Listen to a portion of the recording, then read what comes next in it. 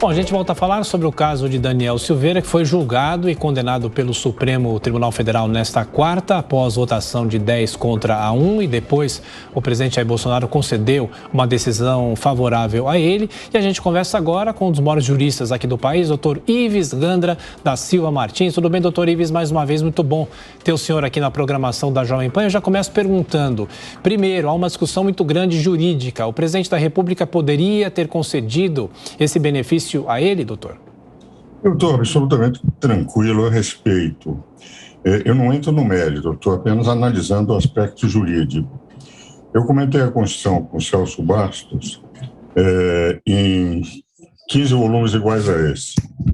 E o capítulo referente ao indulto, porque a Constituição faz menção a indulto, em 1997, foram 10 anos de documentário, eu já dizia o seguinte, que a própria lei não pode impor, está aí o oitivo, consultar outros conselhos, só pode permitir se necessário, até porque qualquer que seja a opinião dos órgãos especializados, a faculdade outorgada pela Constituinte é absoluta, cabendo-lhe a decisão independentemente de convicção daqueles que foram ouvidos. E o artigo é muito claro. Eu quero ler também o artigo da Constituição. Competências do Presidente da República, inciso 12 do 84. Conceder indulto e culminar penas com audiência, se necessário, dos órgãos instituídos em lei. O que vale dizer, se necessário, é um ato discricionário dele, do presidente da República. E ele pode conceder de qualquer forma. E o caso que me pareceu assim, mais discutido, porque, de certa forma, o Luiz Roberto Barroso, que aliás é um grande constitucionalista, decidiu, quando era presidente Michel Temer, que aqueles que estavam sendo condenados pela Lava Jato não poderiam sofrer indulto, não poderiam receber, não poderiam ser beneficiados por indulto. O que o Supremo veio a decidir com o voto do Alexandre de Moraes, tendo sido substituído o relator, que era o ministro Luiz Roberto Barroso? Diz é absoluto. Não há possibilidade de dizer que, onde está escrito na Constituição, concede indulto e culminar penas, cabendo ao Supremo Tribunal Federal dizer se ele pode ou não pode conceder. É um poder absoluto do presidente da República. E o Supremo Tribunal Federal, naquela ocasião, disse que o presidente Michel Temer poderia, com toda tranquilidade, conceder o indulto que quisesse. Não há nenhuma restrição na Constituição. Onde está, cabe ao presidente, exclusiva competência do presidente, conceder indultos, não pode sofrer restrição, a não ser da própria Constituição, nas hipóteses do artigo 5º, que, aliás, não é nenhuma dessas. Guerra e terrorismo, etc. Isto é, atos concretos que pudessem atingir, digamos, o regime. Atos, por exemplo, o terrorismo é definido não por manifestação, o terrorismo é definido por atos concretos. Por exemplo, se o deputado Daniel, não estou de acordo com nada do que ele disse, mas atacou o Supremo Tribunal Federal, tem pessoas, jornalistas, que atacam o presidente da República, jurista, chamando de genocida. O próprio ministro Celso de Mello, um grande ministro do Supremo Tribunal Federal, disse que o presidente Bolsonaro era semelhante ao Hitler, naquela ocasião em que queria que ele fosse depor pessoalmente no Supremo Tribunal Federal.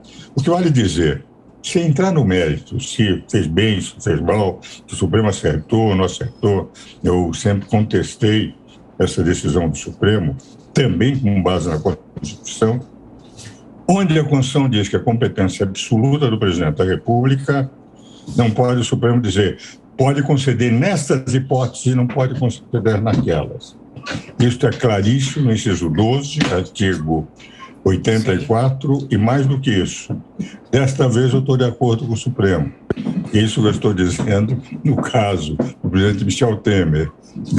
que tinham sido indultados na Operação Lava Jato, que o ministro Luiz Roberto Barroso não concordava, o Supremo derrubou o voto do ministro Roberto Barroso e, por voto do ministro Alexandre de Moraes, decidiu que a competência é suprema. Então, nesse ponto, eu não divirjo da Corte. Duvido que a Corte agora vá mudar a sua jurisprudência, vai reescrever a Constituição e vai dizer onde é a competência absoluta do presidente da República, se acrescenta, menos se o Supremo Tribunal Federal não estiver de acordo com as pessoas que foram condenadas.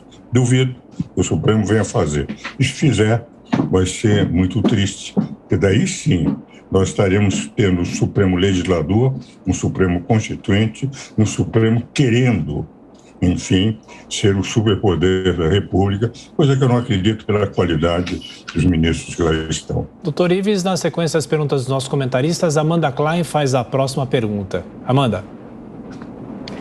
Bom dia, doutor Ives.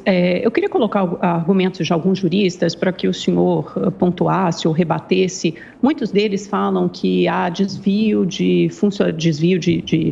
funcionalidade, finalidade nessa decisão no decreto presidencial de Jair Bolsonaro. O senhor falou muito ao indulto coletivo de Michel Temer, que se assenta sobre critérios muito objetivos e específicos de tempo de cumprimento de pena. Nesse caso, juristas argumentam que houve uma quebra da moralidade e impessoalidade que devem reger os atos administrativos, né? Porque foi uma graça que alcança um aliado do presidente antes do processo transitado em julgado, que seria uma outra questão, e por uma questão de interpretação do presidente. Ele não concorda com a decisão do Supremo, que, aliás, sequer, como eu disse, transitou em julgado. Então, isso feriria alguns critérios de atos administrativos. Queria que o senhor ponderasse, respondesse a isso. E também sobre essa outra questão, o fato da graça ter sido concedida antes do processo transitar em julgado e também sobre a inelegibilidade, que nesse caso há uma súmula vinculante do STJ dizendo que não há um efeito sobre esses efeitos secundários da pena não seriam alcançados por uma graça, um indulto presidencial.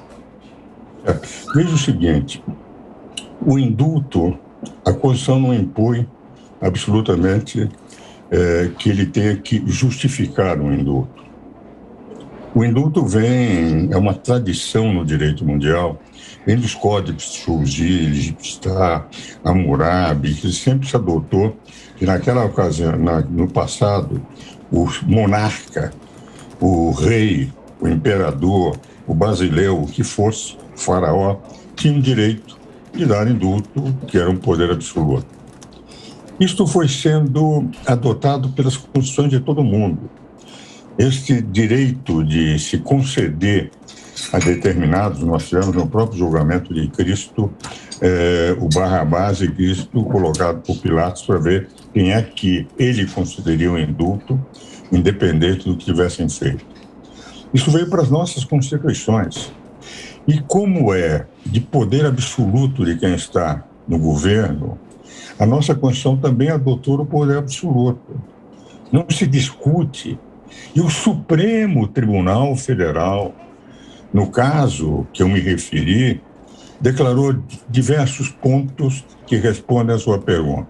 Que, aliás, o presidente também fez menção na fala de ontem. Em primeiro lugar, pode ser concedido a qualquer momento. Em segundo lugar, não tem limitação. Em terceiro lugar, pode ser concedido com processos ainda em tramitação. O que vale dizer, 3 questões na jurisprudência do Supremo, com relatoria do ministro Alexandre de Moraes, substituindo o ministro Roberto Barroso, essas 3 questões foram solucionadas.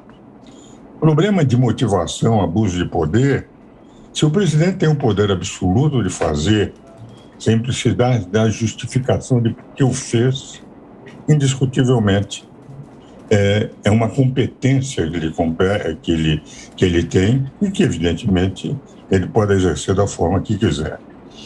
Agora, há um dado que, quando fala em abuso de poder, se nós verificarmos o julgamento, a decisão monocrática do ministro Alexandre de Moraes, eu tenho livros escritos com ele, tenho uma grande admiração, como professor de direito, participamos de bancas de doutoramento juntos, e a sua Constituição comentada, tem, eu creio que 40 edições, que demonstra o valor doutrinário do ministro Alexandre de Moraes, mas a verdade é que o ministro Alexandre de Moraes, quando decidiu prender, eu, pessoalmente, fiz menção de que estava incorreto. Se a Constituição declara que o parlamentar, que não é o parlamentar, quando está lá, ele está representando 20 mil brasileiros, 30 mil brasileiros, sim, 50 mil brasileiros. Doutor Ele Ives. é representante do povo. Doutor no Ives. momento em que ele tem o direito de se manifestar inviolavelmente, que no artigo 53 diz, independente, quer dizer, quaisquer palavras, é inviolável por quaisquer palavras, essa expressão da Constituição, a evidência, o Supremo não podia acrescentar, com quaisquer palavras, menos quando falar contra a segurança nacional. Doutor Ives, com a gente aqui, Paulo Figueiredo, para fazer também uma pergunta para o senhor. Perfeito. Bom dia, doutor Ives. Bom dia aos meus colegas. É um prazer estar aqui com todos vocês. Doutor Ives, eu queria fazer uma pergunta sobre o que acontece agora, especificamente. Porque nós podemos viver um impasse. Já há sinalizações de que talvez o Supremo Tribunal Federal não adote. O presidente diz que o decreto será cumprido de qualquer maneira. O que acontece se o Supremo Tribunal disser que arrumar alguma filigrana jurídica para dizer que o decreto tem alguma forma de ilegalidade, seja de desvio de finalidade? O que acontece? O que acontece na prática? Doutor Ives, antes da resposta do Paulo, a gente tem uma imagem aqui do presidente Jair Bolsonaro, que participa nesse momento de um evento militar em Brasília. Aliás, ele está no Rio de Janeiro, não é Brasília. Ele saiu de Brasília, foi para o Rio de Janeiro.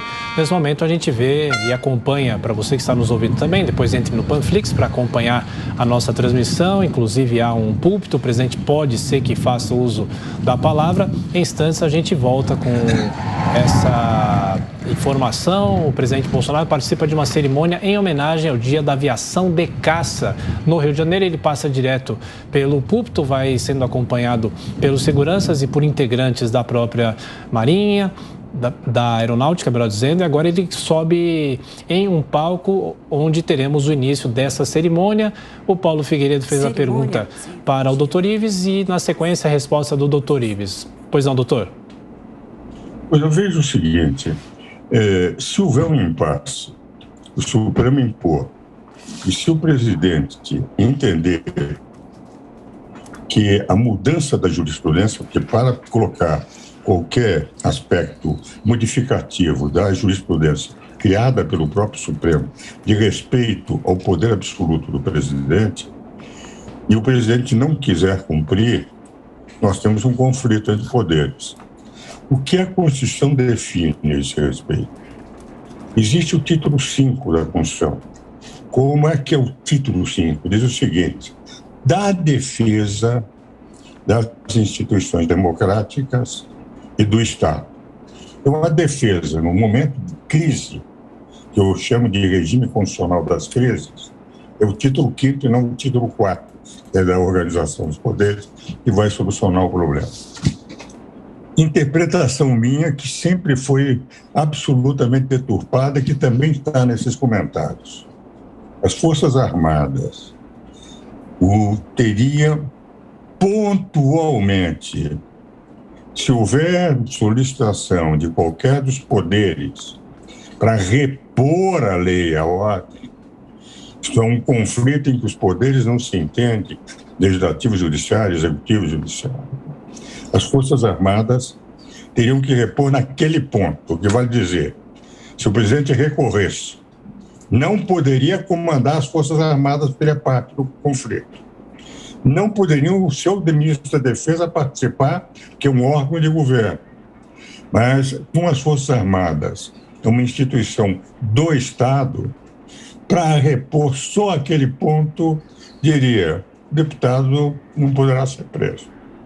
Sem desconstituição do poder, sem tirar a competência de nenhum dos poderes, porque a Constituição faz menção, no 142, que as Forças Armadas podem apenas repor a lei e a ordem, o que vale dizer, Só naquele ponto em que as instituições e os poderes não se entendem, entram num conflito evidente, conflito que pode pôr em risco a democracia, e a função é salvar a democracia com a reposição da lei e da ordem.